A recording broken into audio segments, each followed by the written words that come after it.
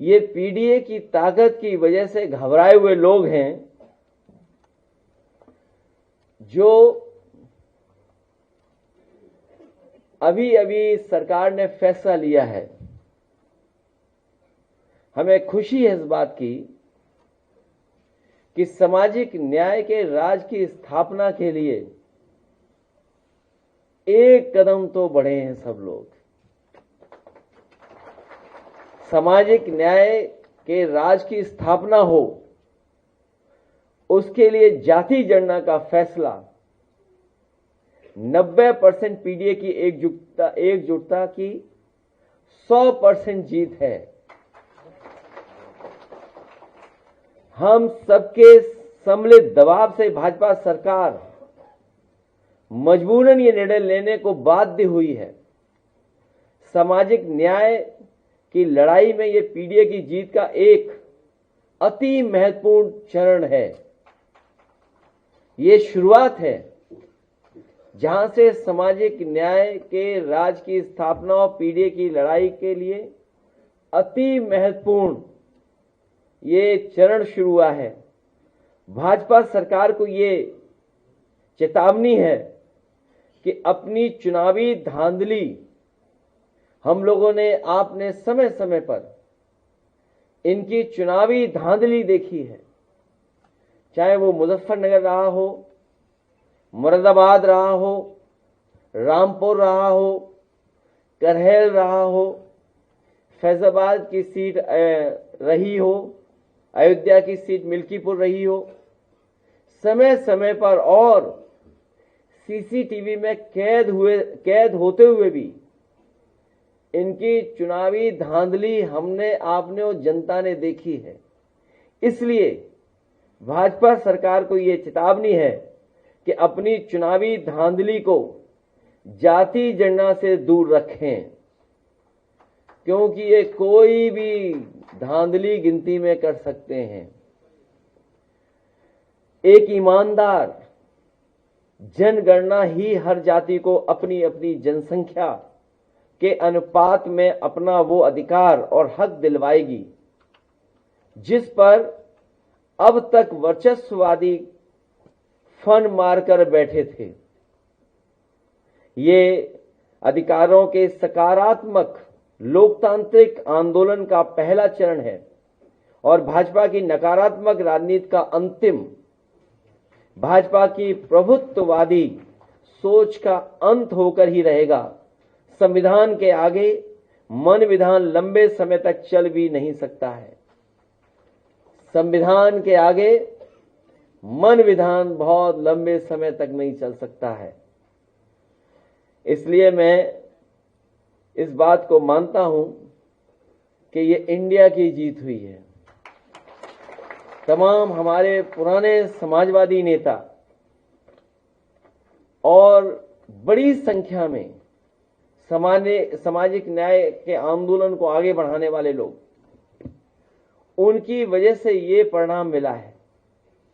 एक लंबी लड़ाई के बाद आज सरकार तैयार हो गई है कि उन्हें जाति जनगणना करना पड़ रहा है।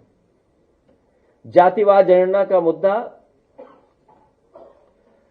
हमेशा बहुत जिम्मेदारी से समाजवादियों ने उठाया और आज हमें उम्मीद है कि इस जाति जनगणना के माध्यम से जो पीडीए का दबाव है, बहुत सच्चे डाटा, सच्ची जानकारी मिल जाएगी। और अभी तो इससे आगे और कदम बढ़ने हैं। प्राइवेट जगहों पर, संस्थाओं में नौकरी, रोजगार, इन तमाम सवालों पे और बहस छिड़ेगी।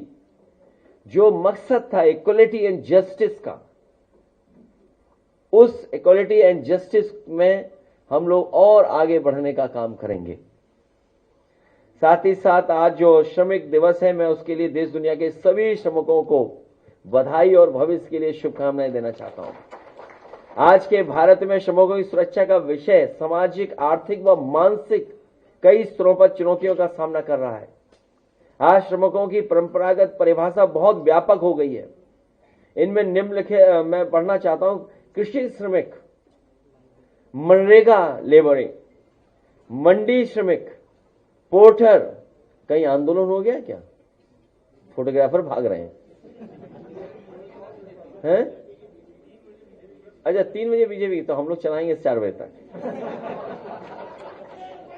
दुकान श्रमिक, मैं दोबारा कहना चाहता हूं, क्योंकि जब पीसी होगी तो आप लोग हमारा सहयोग करना कि वहां क्या बोला जा रहा है हमारे खिलाफ, हैं? नहीं, अगर वहां खिलाफ बोला तो आप मेरी मदद करना। क्या हो गया? तो और लंबा चलाएंगे।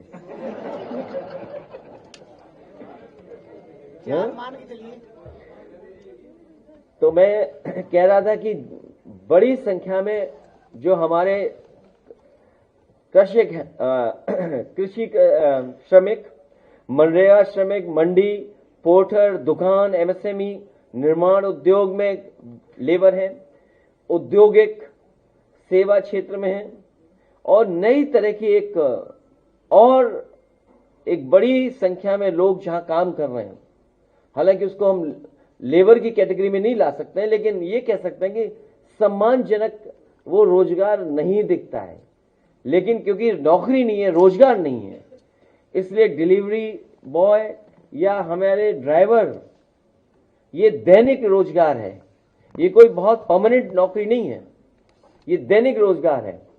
भाजपा राज्य में सामान्य रूप से सबकी चुनौतियां सिवाय कुछ एक विशेष अंतर के लगभग एक जैसी हैं। ये जितनी मैंने कैटेगरी बताई हैं, इन सब कैटेगरी में जो काम कर रहे हैं, जो श्रमिक हैं, उनके इश्यूज एक से हैं लगभग। इसलिए आज का दिन बहुत महत्वपूर्ण है। और ये परिणाम क्यों है? रिकॉर्ड तोड़ बेरोजगारी, नियमित रोजगार की समस्या, कार्य की दशाओं हालत की समस्या, किस परिस्थितियों में काम करते हैं, कार्य के घंटों की समस्या। कभी हम लोगों ने सुनने को मिला था कि किसी ने कहा कि इतने घंटे काम करना चाहिए।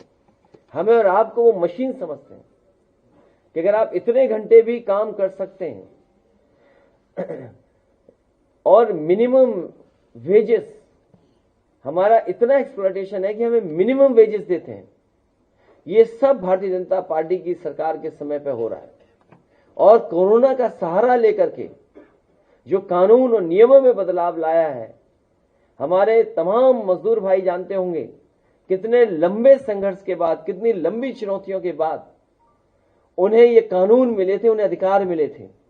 उन अधिकारों का अगर किसी ने छीनने का काम किया तो कोरोना के सारे भारतीय जनता पार्टी ने उनके खिलाफ साजिश की है, मजदूर भाइयों के खिलाफ साजिश की है। न्यूनतम मजदूरी न मिलने की समस्या, लेकिन कानून तो है, लेकिन भ्रष्टाचारी भाजपाई तंत्र पैसे वालों से पैसे लेकर मजदूरों का हक मार देते हैं आउटसोर्स से। योग्यता के हिसाब से काम न मिल पाने की समस्या और संकट, सामाजिक सुरक्षा के कारगर कवच की कमी से हर तरह के शोषण की समस्या, महिलाएं हैं उनके लिए सुरक्षा चक्र,